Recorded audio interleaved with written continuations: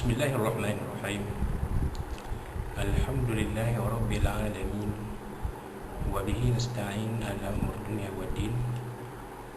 Nastaghfiruhu wa nastahdihi wa natubu ilaihi wa natawakkalu alaihi. Wa na'udzu bihi min shururi anfusina wa min sayyiati a'malina. May yahdihillahu fala mudilla lahu wa huwal muhtad. Wa may yudlil falan tajid lahu waliyyan murshidan wa la hadiya lahu.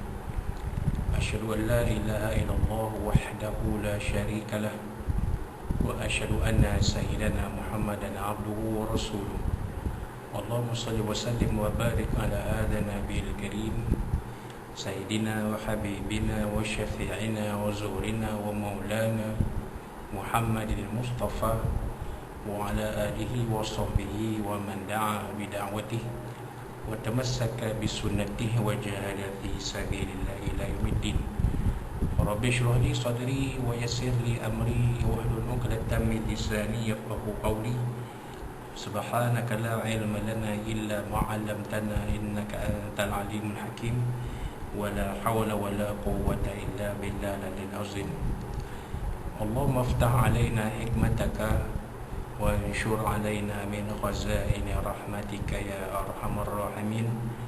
اللهم أرنا الحق حقا وارزقنا اتباعه وأرنا الباطل باطلا وارزقنا اجتنابه.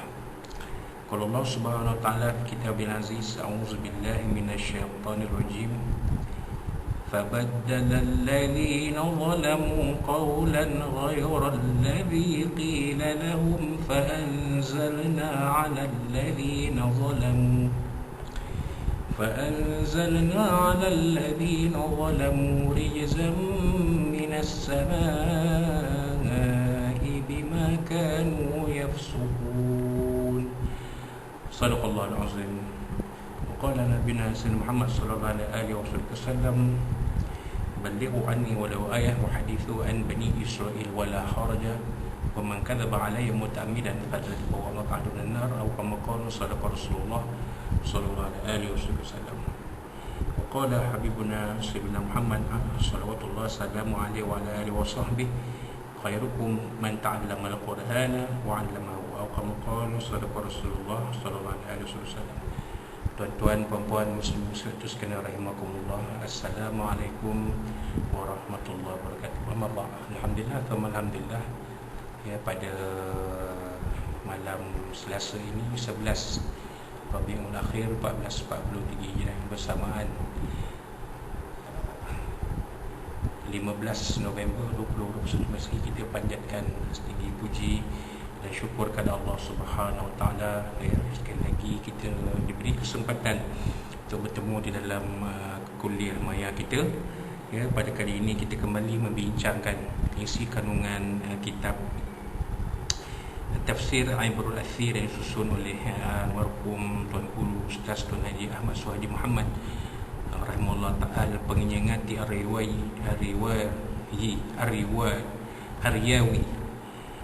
rahimahullah ta'ala. Ya, kita teruskan dengan membincangkan sambungan daripada ayat 58 Al-Baqarah, surah Al-Baqarah yang kita bincangkan pada kuliah yang lalu. Kita teruskan dengan membincangkan ayat yang seterusnya, iaitu ayat yang ke-59 surah Al-Baqarah.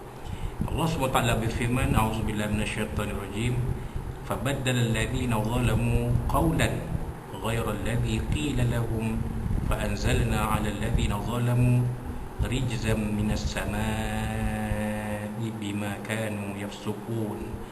صدق الله العظيم. Mafhumnya فبدل الذين ظلموا, maka orang-orang yang zalim, orang-orang yang aniaya, ya, maka telah mengubah mereka yang zalim, telah mengubah mereka orang-orang yang zalim, iaitu dari kalangan Bani Israel. Kerana ayat ini ada sambungan kepada ayat yang sebelumnya, yang mana Allah SWT memerintahkan kepada Bani Israel, kaum Bani Israel, apabila masuk ke dalam bumi Jerusalem atau bumi Baitul Maqdis ini, beberapa perkara. Yang pertamanya, makanlah apa-apa yang baik yang ada di dalam negeri Jerusalem itu. Kemudian yang keduanya, apabila masuk ke pintu gerbang negeri Baitul Maqdis atau Jerusalem ini, ya, masuklah dengan penuh kerendahan diri. Masuklah dalam keadaan sujud, yakni hormat, yakni dengan penuh kerendahan diri, bukan dengan sombong, bongkak, takabur dan sebagainya. Ya. Dan yang ketiga, tatkala masuk ke negeri Jerusalem atau Baitul Maqdis ini, katakanlah oleh sekalian kamu, wahai Bani Israel, hittah. Hittah ini apa makna dia, tuan-tuan? Kita dah bincangkan dalam kuliah yang lalu, iaitu ya Allah, ampunilah dosa kami. Maka Allah Ta'ala kata apa? Naghfir lakum khatayakum, pasti kami akan mengampunkan bagi kamu sekalian kesalahan dan dosa-dosa kamu, dan kami akan tambahkan ganjaran bagi mereka yang berbuat kebaikan. Ini janji Allah SWT. Tapi apa yang berlaku? Maka Allah Ta'ala tegangkan di dalam ayat 59 ini, fabadala alladhina zalamu, maka orang-orang yang zalim dalam kalangan kaum Bani Israel ini, mereka mengubah. Apa yang mereka ubah? Qaulan, kata hittah itu diubah. Qaulan, satu kata-kata, ya, qaul itu kata-kata daripada perkataan qala yaqulu qaulan, berkata perkataan. Qaulan ini dalam bahasa Inggeris dipanggil sebagai noun, ya, satu perkataan. Ya, jadi dalam bahasa Arab ini, qaulan ini menjadi maf'ulun bih. Maka orang-orang yang zalim itu mengubah apa? Mengubah perkataan yang diberi oleh Allah SWT, disampaikan oleh Nabi Yusha bin Nun kepada kaum Bani Israel ini. Perkataan inilah yang diubah oleh mereka yang zalim dari kalangan kaum Bani Israel itu. Qaulan, ya. Kenapa digunakan perkataan qaulan? Ya, digunakan maf'ulun bih nakirah, satu perkataan. Kalau tahu alif lam, ya, ada alif lam itu sudah jadi makrifah, sudah diketahui, ya. Maka perkataan, kenapa digunakan nakirah? Kerana perkataan ini belum digunakan. Nak masuk kota Baitul Maqdis nanti baru pakai perkataan ni. Sebelum masuk tak pakai perkataan ni. Jadi perkataan itu belum lagi diguna, maka keadaannya, statusnya ialah nakirah, bukan ma'rifah. Kalau kita guna perkataan al-qawla, maka perkataan itu dah diguna. Masalah sekarang perkataan itu belum diguna, tapi telah diubah. Orang yang zalim di kalangan Bani Israil ini mengubah perkataan yang belum diguna ini. Qaulan ghairal ladzi qila lahum, menjadilah selain daripada apa yang dikatakan kepada mereka. Nabi Yusha bin Nun beritahu kepada Bani Israel, Allah Ta'ala berfirman, bila kamu sekalian masuk ke kota Jerusalem ini, katakanlah hittah, ya Allah, ampunilah dosa kami. Ditukar oleh mereka yang zalim itu kepada perkataan yang lain, ghairal ladzi qila lahum, selain daripada apa yang dikatakan kepada mereka. Nampak? Jadi orang yang zalim dari kalangan Bani Israel ini mengubah perkataan hittah itu jadi perkataan lain. Ya, apa tujuannya? Untuk memperolok-olokkan perintah Allah tersebut. Ya, kerana rupanya masih ada di kalangan Bani Israel yang meremeh-remehkan agama Allah Subhanahu Wa Taala ini, menganggap segala apa yang diperintahkan oleh Allah SWT itu adalah perkara yang boleh direngan-rengankan. Kita boleh ubah. Kalau ubah tak jadi apa pun, tak jadi kesan pun. Dan manusia seperti ini ada dalam umat Islam pada hari ini. Mereka yang meremeh-remehkan agama Allah Subhanahu Wa Taala. Bukan orang Islam minum pun kalau pakai nama yang berbau keislaman pada minuman keras tu pun tak menjejaskan apa-apa. Sebab yang minum pun orang bukan Islam. Kan kita orang Islam, bagi kita orang Islam minuman keras itu haram, hukumnya dia terlarang. Jadi kalau nama dia nama yang berbau Islam pun kan, contohnya kalau kata nama dia, nama minuman keras tu Al-Karim, contoh nama dia Al-Karim, yang mulia, ataupun Karim, mulia kan, Jayyid ataupun bagus, Jayyid, itu nama saja, tak jadi apa-apa. Tapi masalah sekarang, nama seperti itu ada bau-bau keislaman. Maka kita, sebagai orang Islam, kita merasa tergores hati apabila nama berbau keislaman ini dijadikan jenama minuman keras yang dilarang dalam agama Islam. Seolah-olah mereka yang mengeluarkan minuman keras ini cuba meremeh-remehkan, cuba mempermain-mainkan sentimen umat Islam. Tapi kita meremeh-remehkan perkara tersebut. Tak jadi apa pun. Apa ada pada nama? Ini dia ni. Inilah yang kaum Bani Israel buat. Apa ada pada nama? Kalau kita ubah pun tak jadi apa, kita tetap tak masuk ke kota Bani Israel ini. Kita tetap masuk ke kota Jerusalem ini, tidak menjadi apa pada kita orang Bani Israel, kaum Bani Israel. Maka Allah Ta'ala menerangkan, fa'anzalna 'alal ladzina zalamu, maka kami turunkan kepada orang-orang yang zalim itu, yang aniaya itu, rijzam minas sama, seksa dari langit. Apa seksa dari langit ni? Kemungkinan cuaca buruk, taufan, puting beliung, kepanasan melampau, kesejukan melampau, kemarau, janda tua, kalau turun pula banjir besar. Ini yang dikatakan rizam minas sama, seksa dari langit.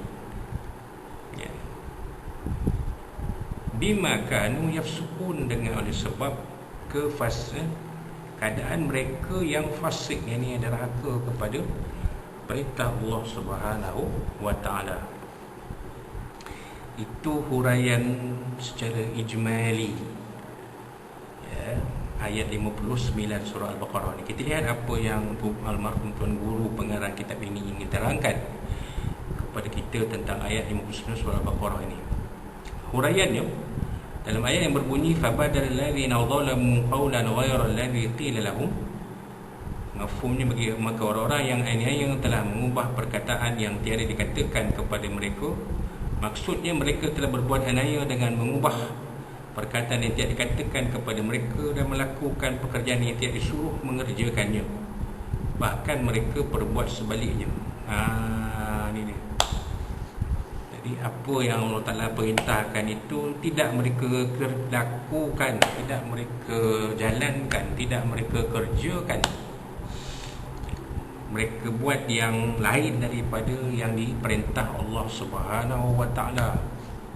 Itu maksud fabadal ladzina zalamu. Tetapi yang nyata di sinilah ayat ni disebut oleh pengarang kitab ini, kalau mereka disuruh menyebut hiltah, ya Allah ya Tuhan kami, ampunilah dosa kami, mereka sebut hiltah. Diubah. Hiltah artinya minta ampun, hintah artinya biji gandum. Maksudnya nak mengejek dan mempersendakan Rasulullah sallallahu alaihi wasallam. Ni dia.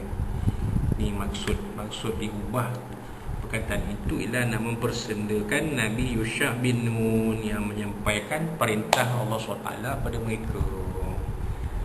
Tidak cukup dengan mereka mempersendakan Nabi Musa dan Nabi Harun alaihi wassalam, mereka persenda pula Nabi Yusha bin Nun ini. Adakah Bani Yusha bin Nun seorang rasul di dalam kaum Bani Israel? Wallahu a'lam. Yang pasti dia adalah seorang nabi. Adakah rasul kepada Bani Israel? Tiada catatan yang menunjukkan Nabi Yusha bin Nun ini seorang rasul untuk Bani Israel. Sebab Bani Israel ini adalah kaum manusia yang paling banyak diutuskan Nabi dan Rasul kepada mereka daripada Nabi Yaqub, Nabi Yusuf, Nabi Musa, Harun, Daud, Sulaiman, Zakaria, Yahya, Isa. Tapi adakah Nabi Yusha bin Nun ni seorang rasul yang diutus kepada Bani Israel? Wallahu alam. Tapi pastinya beliau adalah seorang nabi yang asalnya adalah murid kanan kepada Nabi Musa alaihissalam, yang menemani Nabi Musa alaihissalam mencari Nabi Khidir alaihissalam. Jadi perkataan khiltah yang diubah seperti khiltah itu adalah bermaksud untuk mengejek dan mempersendakan Nabi Yusha bin Nun alaihissalam ini. Kaum Israel ini mengatakan kalau kami ubah pun tak jadi apa, tidak menjadi masalah kepada kami. Jadi untuk mempersendakan Nabi Yusha bin Nun ini, maka kaum Bani Israel ini mengubah perkataan hiltah itu kepada hiltah. Kalau mereka disuruh masuki ke Baitul Maqdis dalam keadaan tunduk dan bersyukur, mereka telah memasukinya dengan menyerbu sahaja, bahkan menundukkan kepala, tetapi dengan menonjolkan punggung mereka. Jadi yang disuruh waqulu wadkhulul baba sujada itu tidak mereka buat. Mereka tak buat macam tu. Mereka tak masuk ke pintu gerbang kota Jerusalem itu dalam keadaan hormat, tunduk dan hormat. Tak. Ikut dan mereka je. Malah dikata oleh pengarang kitab ni bukan tunduk kepala, tapi dengan menonjolkan punggung mereka. Ditunjuk punggung pula yang ke atas. Bukan punggung, bukan kepala yang tunduk, punggung yang ke atas, menonjol.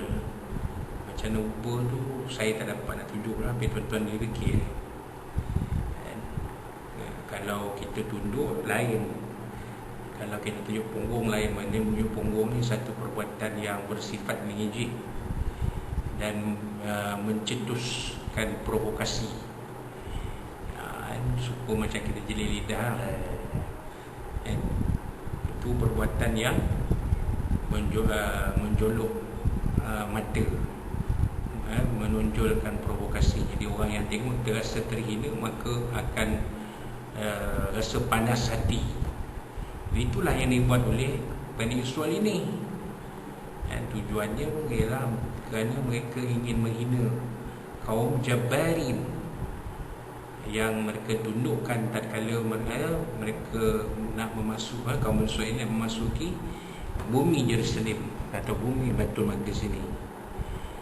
Itu cerita dia. Wallahu a'lam. Kemudian dilanjutkan, fa anzalna 'alal ladzina zalamu rijzan minas sama'i bima kanu yafsukun. Mafhumnya, lalu kami turunkan kepada orang-orang yang aneh itu seksa dari langit oleh sebab mereka fasik, yakni derhaka dengan apa-apa yang perkara fasik yang mereka kerjakan. Jadi maka Allah Ta'ala fa'anzalna, kami ini Allah Ta'ala menurunkan alal ladzina zalamu, ke atas mereka yang zalim itu, rijzam, seksa daripada minas sama, daripada langit. Maka diterangkan oleh pengarang kitab ini, adapun seksa turunkan Allah SWT ke atas mereka dari langit, itu mengikut ahli tafsir ialah sejenis penyakit ta'un yang wabaknya telah merebak ke atas kaum Bani Israel yang baru saja memasuki Baitul Maqdis. Dia bila orang-orang Bani Israel masuk ke negeri Jerusalem ini dengan cara yang bertentangan dengan perintah Allah SWT, Allah Ta'ala turunkan bala pada mereka, bala bencana pada mereka. Apa bala bencananya? Apa seksa dari langit yang diturunkan pada mereka? Penyakit ta'un. Penyakit ta'un ni ramailah yang mati dia penyakit-penyakit. Kan? Dia penyakit yang berjangkit bawaan air. Sebab itu ya, seperti wabak COVID sekarang, dia adalah bawaan dan sentuhan dari seorang ke seorang yang lain, dan dia boleh berlaku melalui tersebarnya kuman itu melalui udara, dan juga cara-cara yang kita sudah ketahui lah, melalui sentuhan, kita memegang objek yang ada kuman COVID, kemudian tangan kita yang pegang ni sapukan ke muka, ke hidung, maka kuman COVID itu masuk melalui lubang hidung kita. Sebab itu kita sekarang disyorkan untuk sentiasa memakai cecair pembasmi kuman ataupun hand sanitizer, supaya tangan kita sentiasa bersih dari kuman. Kalau kita balik rumah, disyorkan mandi. Kalau kita balik rumah, basuhlah tangan, sentiasa mencuci tangan dengan hingga bersih, dengan air yang bersih. Jadi untuk mengelakkan ta'un pun kaedah yang lebih kurang sama digunakan. Kemudian pastikan air yang digunakan itu bersih, air yang diminum itu air yang bersih, air yang digunakan untuk membersihkan, mencuci makanan juga adalah air yang bersih, supaya kuman ta'un itu tidak merebak. Tapi bala kuman ta'un ni adalah bala dari Allah SWT yang diturunkan kepada Bani Israel yang masuk ke Baitul Maqdis dengan cara yang tak betul ini. Orang-orang yang menjadi mangsa wabak penyakit ta'un itu ditaksirkan sebanyak 70,000 orang dalam 1 jam. Masya Allah, 70,000 orang dalam 1 jam yang dijangkiti wabak ta'un. Masya Allah, ini satu yang sangat mengerikan. Kita sekarang beberapa bulan dulu, satu hari kes COVID sampai hampir 20,000 pun kita dah kelang kabut, dah bising keliling lah. Ni 70,000 kes ta'un dalam masa 1 jam. Bayangkan kalau satu hari berapa? 70 kali 24 berapa? Beratus ribu kes ta'un sehari. Masya Allah. Dan di kalangan manusia yang jumlahnya tidak ramai seperti kaum Bani Israel ni, bukannya jutaan seperti penduduk negara kita sekarang, 30 juta lebih, 30 juta orang lebih. Ini dalam kelompok manusia yang mungkin ratusan ribu saja angkanya, jumlah kes ta'un 70,000 dalam 1 jam. Bayang, ini sangat mengerikan. Inilah bala yang sebenarnya diturunkan kepada Bani Israel. Itu beza orang-orang yang terdahulu dengan kita umat Islam yang terkemudian ini.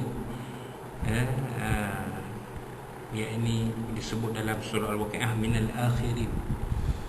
Kita ni ialah penduduk dunia sekarang berbilion yang kena COVID, baru 1 bilion lebih. Cuba bayangkan kalau wabak COVID itu menimpa kaum Bani Israel, niscaya habis lenyap semua. Sebab bala itu daripada mereka itu jauh lebih dahsyat daripada kita. Ta'un saja pun sudah membuktikan betapa wabak yang ditimpakan ke atas kaum Bani Israel ni merebaknya begitu cepat sehingga 70,000 orang dijangkiti dalam tempoh 1 jam saja. Masya Allah. Ini adalah seksa dan balasan di atas kedurhakaan mereka. Jadi sebenarnya Allah Ta'ala timpakan kepada mereka azab seksa yang sebegitu kerana sifat derhaka mereka. Sifat derhaka mereka, sifat derhaka mereka kepada perintah Allah Subhanahu wa Ta'ala. Perintah Allah Subhanahu wa Ta'ala yang mereka ubah sesuka hati mereka tanpa merujuk kepada Nabi yang diutus kepada mereka. Kepada pandai itu yang Allah Ta'ala sebut dalam ayat 99 ni, Fabadal ladzina zalamu, maka orang yang zalim dalam kaum itu pandai-pandai dia menukar perkataan yang difirmankan Allah Ta'ala pada mereka untuk mereka sebut melalui lisan Nabi mereka, Nabi Yusha bin Nun AS. Mereka ubah dengan perkataan ini mengikut selera mereka. Tujuannya untuk meremeh-remehkan, merendah-rendahkan Nabi mereka itu. Allah Ta'ala turunkan bala yang sangat dahsyat. Tujuannya untuk menyapu bersih mereka yang zalim di kalangan Bani Israil itu, meninggalkan mereka yang tidak zalim saja, untuk meneruskan kesinambungan zuriat kaum Bani Israil. Itu tuan-tuan, kenapa? Kerana sebagai balasan kepada kerja fasik mereka. Apa kerja fasik mereka yang tadi lah, fabadal ladzina zalamu qawlan ghairal ladzi qila lahum. Itulah perbuatan fasik yang mereka buat. Balasannya mereka menerima bala bencana dari Allah Subhanahu wa Ta'ala yang tidak boleh dibayangkan betapa besarnya bala bencana itu. Jadi itulah dia sedikit kupasan tentang ayat 59 surah Al-Baqarah. InsyaAllah pada kuliah kita akan datang, kita akan sambung dengan kupasan ayat yang berikutnya, iaitu ayat ke-60 surah Al-Baqarah pada muka surat dalam kitab ini, muka surat 96. InsyaAllah kita akan bertemu pada kuliah yang akan datang, dan mudah-mudahan isi kandungan ayat 59 ini pengajaran yang kita berikan iktibar untuk kita semua dalam kehidupan kita dihormati begitu Rasulullah, dan kita bersama-sama mestinya dan kita akan bagi manusia bagian. Dan kalau ada apa-apa sampai kemudian kasar bahasa dalam bicara dengan semua Allah SWT dari Nabi SAW dan dari tuan-tuan dan puan sekalian. Bertemu kita pada kuliah maya yang akan datang. Wassalamualaikum warahmatullahi wabarakatuh. Dan kita tangguh kuliah kita ini dengan tasbih al-kafarah. A'udzubillahi minasyaitonir rajim. Bismillahirrahmanirrahim. Alhamdulillahirabbil alamin wa bihi nasta'in wassalatu wassalamu ala asyrafil anbiya'i wal mursalin Allahumma arhamna wa taqabbal Allahumma inna fina wa lana wa na'udzuka min syururi ma Allahumma badil syamrahum wa farij jama'u syatika wa nazalana muslimin kilani ya qahhar ya jabbar intaqam ya Allah ya Allah ya Allah. Allah mirza kitab wa mirsa wa zama hazab hizib wa sulaim fi muslim ar-rahman وربنا زين مزوفا ما ياكم كرمانتنا في الحسن في الحسن توقنا بنا ربنا عليك توكلنا وإليك المصير وربنا تقبل دعانا ربنا تقبل منا دعاء اللهم ارفع عنا البلاء والوباء قصنا برسل كلنا والغلاء والمهن والفتن ما ظلم منا وموت الأنبياء لنا هذا خصوصا أنزل بنا أمام بفضلك وجودك وكرمك وقارنا بنا سلم سير مرمين وربنا زين مزوفا ما يكون ربنا زين علما وزنا فهما يا أكرم لكم ربنا اتنا في الدنيا حسنة وفي الآخرة حسنة وقنا عذاب النار ربنا عليك توكلنا وإليك أبنا إليك المصير وصلى الله على سيدنا محمد وعلى آله وصحبه وسلم سبحان ربك رب العزة عما يصفون والسلام على المرسلين والحمد لله رب العالمين تقبل الله منا منكم تقبل كريم بالهداية والتوفيق والسلام عليكم ورحمة الله.